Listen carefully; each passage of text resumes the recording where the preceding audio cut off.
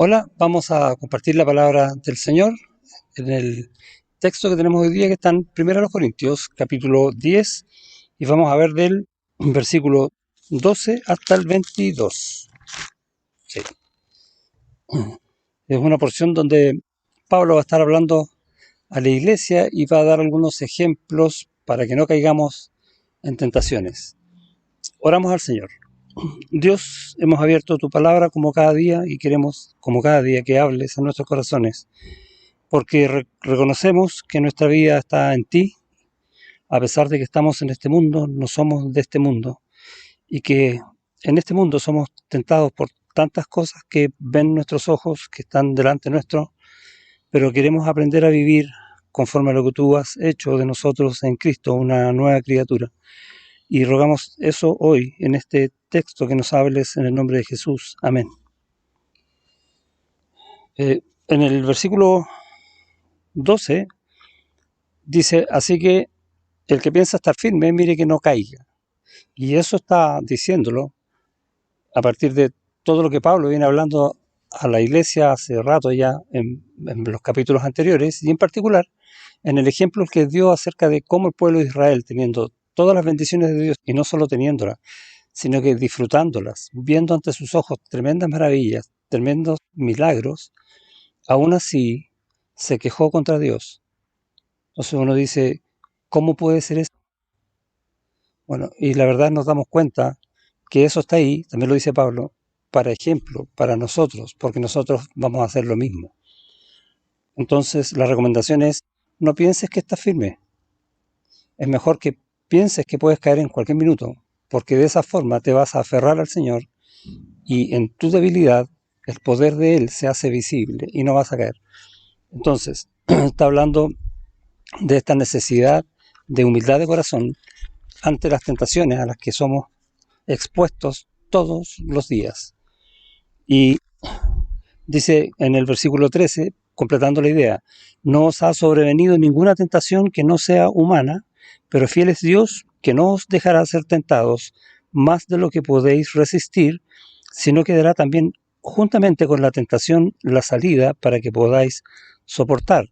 Y básicamente el texto lo que está diciendo es que vamos a ser tentados en cosas en que nosotros podemos caer, pero podemos nosotros vencer la tentación. Por eso dice, no os ha sobrevenido ninguna tentación que no sea humana. O sea, cualquier tentación a la que seamos expuestos podemos resistirla, podemos soportarla. Pero fiel es Dios, y acá tenemos la gracia de Dios obrando a favor nuestro, además, que no os dejará ser tentados más de lo que podáis resistir. O sea, tenemos el cuidado de Dios detrás nuestro, aun cuando nuestro corazón va a tender a fallar, que es increíble. Es impactante saber que Dios nos cuida aún en los momentos, no, uno podría decir en los momentos de aflicción, los momentos de tristeza, sí, lo hace, pero aún en los momentos en que nuestro corazón está inclinado al pecado, también lo hace. ¿Sabías eso tú, no? ¿Cómo Dios te cuida en todo? Por eso es que Pablo comienza este capítulo diciendo, porque no quiero, hermanos, que ignoréis que todas las bendiciones de Dios están a favor tuyo. Y luego va a decir, sino que dará también juntamente con la tentación la salida. Y no está diciendo que Él te va a dar la tentación, está diciendo que justamente cuando seas tentado, Él te va a dar la salida.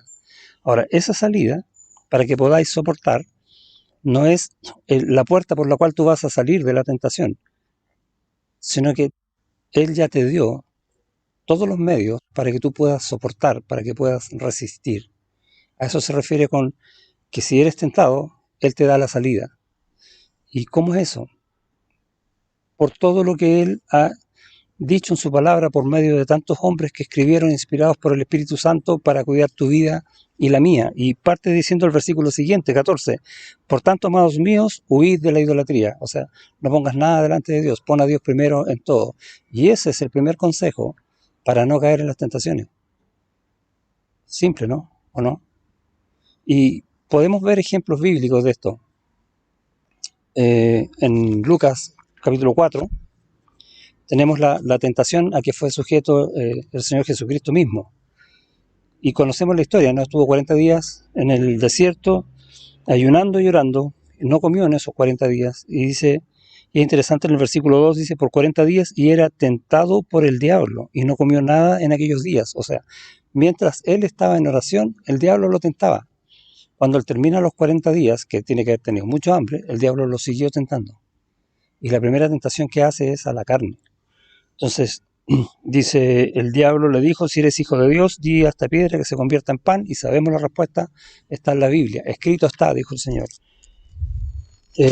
Luego dice que lo llevó a un alto monte y le mostró en un momento todos los reinos de la tierra, y en el fondo la idea es que si Cristo adoraba al diablo, le iba a dar todos los reinos. Entonces está atentando a su vanidad, si lo hubiese tenido, ¿sí? Está siendo tentado en ese aspecto. Y el Señor contestó de nuevo, escrito está, al Señor tu Dios adorarás. Y finalmente lo va a tentar con la misma palabra de Dios. Y le cita un salmo, y el Señor Jesús le responde de nuevo, dicho está, no tentarás a tu Dios. Entonces vemos que el Señor Jesucristo fue tentado en todos los aspectos en que nosotros también podemos ser tentados. De hecho, es lo que dice el escritor de la carta a los Hebreos en el capítulo 4, hablando de nuestro sumo sacerdote que es Jesucristo. Dice, porque no tenemos un sumo sacerdote que no pueda compadecerse de nuestras debilidades, sino uno que fue tentado en todo según nuestra semejanza, pero sin pecado. Y esto que fue tentado en todo, es en todos los aspectos. Y es interesante porque dice, se compadece de todas nuestras debilidades. Él sabe que podemos ser tentados. Él está absolutamente claro de eso y nos está dando la salida. Acerquémonos pues confiadamente al trono de la gracia para alcanzar misericordia y hallar gracia para el oportuno socorro. ¿Dónde está la salida de la tentación? Anda al Señor. Así de simple. Y un ejemplo, uno puede decir, bueno, ¿qué será el Señor Jesucristo? Él no iba a ser tentado. Él sufrió tentaciones terribles, no solo aquí. Cuando él iba a morir en la cruz, fue tentado terriblemente. Y tenemos esa oración que hace, ¿no? Que Padre, pase de mí esta copa, pero no se haga mi voluntad sino la tuya. Nuevamente, la respuesta es ir al Señor, porque nosotros somos débiles. Y él mismo les dice a los discípulos antes de eso, orad y velad, porque el espíritu está dispuesto, pero la carne es débil. Él sabe nuestra condición. Y él quiere que nosotros, en amor a él, busquemos a él, ¿sí? Para no caer en tentación. ¿Vamos a caer? Sí, y aún así podemos buscarlo a él porque nos va a perdonar, porque nos va a restaurar y nos va a volver a reconciliar en esa comunión con él. El Señor es tremendo. Entonces, si es así el Señor, ¿por qué en esos minutos lo dejamos de lado? Y a eso apunta el texto. Nos da siempre la salida. No lo dejemos de lado. Porque no quiero, hermanos, que ignoréis estas cosas. Eso está diciendo Pablo. Y tenemos un ejemplo tremendo en la vida de José. Conocemos la vida de José, que los hermanos lo trataron de matar. Él sufrió algo terrible. Imagínate toda tu familia, no solamente que te, no sé, que te eche de la casa o algo por el estilo, que sea duro, que emocionalmente te destruya. Bueno, eso le pasó a José. Y lo llevaron como esclavo a un pueblo desconocido. Y en eso él es tentado, y es tentado fuertemente. Y en el versículo 9 de Génesis 39 dice lo siguiente, no hay otro mayor que yo en esta casa y ninguna cosa me ha reservado sino a ti, por cuanto tú eres su mujer. ¿Cómo pues haría yo este grande mal y pecaría contra Dios? Y esta enseñanza que hay acá, que hace Dios por medio de un siervo que es José, que estaba destruido el hombre, emocionalmente estaba deshecho, sin familia, botado, pero Dios nunca lo abandonó, como a ti nunca te ha abandonado, ni como a mí. Dios es fiel y permanece fiel. Si nosotros miramos a Dios, ¿qué son las tentaciones? Dios te bendiga.